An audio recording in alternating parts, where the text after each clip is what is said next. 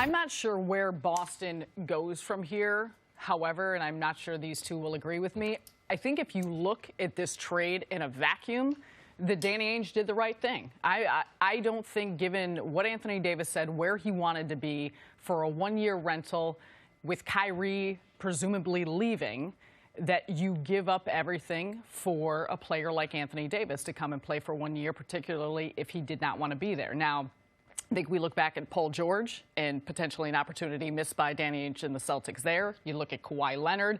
And with all of that combined, it seems like, gosh, once again, you have all of these assets and all of these opportunities, and you don't get the job done of a player that you have been coveting for a very long time. However, I don't think, given what the Lakers gave up, the deal that David Griffin got, I don't think that was a situation that Danny Ainge should have necessarily tried to top that. And I am not even certain. The thing is, Jason Tatum is a piece here that we all continue to talk about, not putting him in it. I'm not certain that even adding Jason Tatum in would have been a better deal than what the Lakers had on the table. So I actually agree with you. And this is the case with that Danny Ainge almost moves. In a vacuum, all of them are justifiable to not make them. In a vacuum, are we going to include Jaylen Brown for Kawhi Leonard? Man, Jaylen Brown showed us a little bit his first couple years. Could he be the next Kawhi Leonard? We don't know about Kawhi's health. He doesn't want to be here. No, we made the conference finals last year. Let's not do that, and we have Kyrie coming back. And do we want to have a guy that can walk out? Okay, you should have done it. Paul George, well, he wants to be in L.A. We're not going to be able to convince him. Let's not do that. We like our assets. And then Paul George stays in Oklahoma City. Anthony Davis, his agent has publicly said, never Boston. We'll go there, fulfill the contract obligations, and leave. Jason Tatum has shown upside, so let's not do that. At some point, though, you got to do something.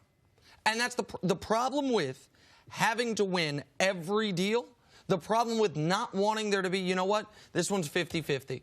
It might blow up in our face, but we're going to roll the dice and go for it, is if you never roll the dice, you can never win the money. Now, you'll never crap out. You'll never go broke. You can just sit there and you can paddle along and stay at, it's not average, but stay in that little second to third tier. Never drop down to the worst tier, never get up to the top tier. That's where Boston is. And now that we are fully removed from the Nets trade, all those assets, all those chips have been cashed in. Okay, so what do they have? They have Tatum. They have Brown. They've got 3 first-round picks this year. None of them that valuable. 14, 20, and 22. One great asset moving forward.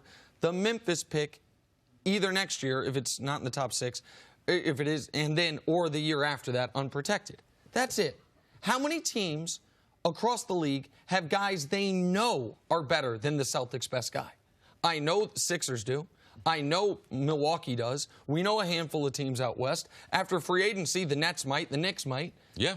That's where you find yourselves now, Boston. If you'll never take a risk, you can never win big. They thought they had it. They thought that Nets trade was going to be their cure-all, and it hasn't been. It's been their cure-all to getting good, but never getting great, and this ensures that that will remain the same. I'm about taking a risk, but it wouldn't have been this risk.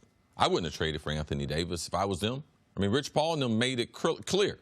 And what's happened to Boston over the last couple years, one they could control, the other one they couldn't control.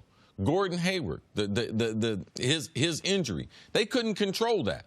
If Gordon Hayward was healthy, I do believe that Kyrie Irving's 2 years there do go a little bit different. And then they're in a position, because the Kyrie experiment, it failed, which in turn shut out everything with getting Anthony Davis. Because Anthony Davis and Kyrie have had discussions about playing together, but none of them were about playing for the Celtics. And that's an indictment when you have one of your players saying, I'm trying to get with you somewhere else, that being either with the Lakers, that being in Brooklyn, in New York, but not coming to the place that I have been, because I got intel, and you're better off, your career is better off not coming here. So for me, Danny Ainge, he wasn't going to win this. There was no comparison. Even if you put Tatum in the deal, they did not have what the Lakers had. And ultimately, in this player movement, player empowerment, if a guy says he don't want to be somewhere, you better be careful in trading for him. I know people say, oh, Paul George worked out. That was an individual situation. We'll see at the beginning of July if the Kawhi thing worked out for them long term,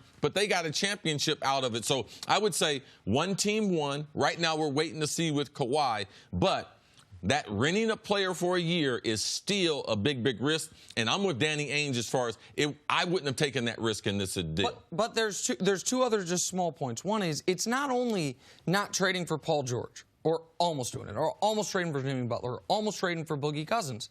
It's what did we see? We saw the Sixers last year during buyout season go out, upgrade their team. We saw Milwaukee upgrade their team during the year. We saw the champs, Toronto, go get Marc Gasol. We see teams during the year say, you know what? We are going to trade away either young, talented players. By the way, some of those young, talented players become less valuable once they play more and people see what they actually are. And then there's one team that stands pat. But the other element is, and where it really all did go sideways, was with Kyrie. And this is why I was hammering this point all year of what a disaster this season could be for Boston. Because if the season ended in disappointment, it did. And it ended in Kyrie leaving, it will. Then you are out of the Anthony Davis game. Because if Kyrie is about to sign an extension, then you do trade Tatum for Anthony Davis. Yes. Then you do risk it. Because then you have two of the guys that really matter in this league. We're saying the same things we're saying about the Lakers. Exactly right. So where's Boston left now? What's the next? Is there a big name that's going to come through Boston? When did Boston not become a big free agent destination? I'm not sure, and correct me if I'm wrong, because I was talking to someone about this the other day.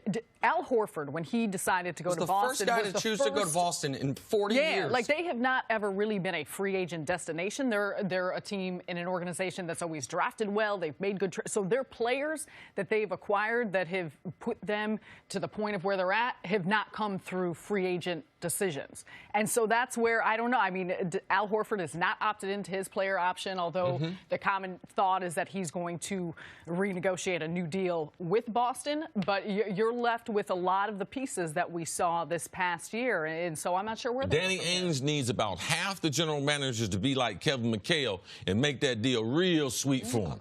Like some sweet and low sweet for him. Like, let me help out my Celtics and my homeboy. Exactly yes. Right. I mean, listen, where is Boston? The same place they've been since Bird's back went out, except for the Ray Allen, Pierce, KG mini window.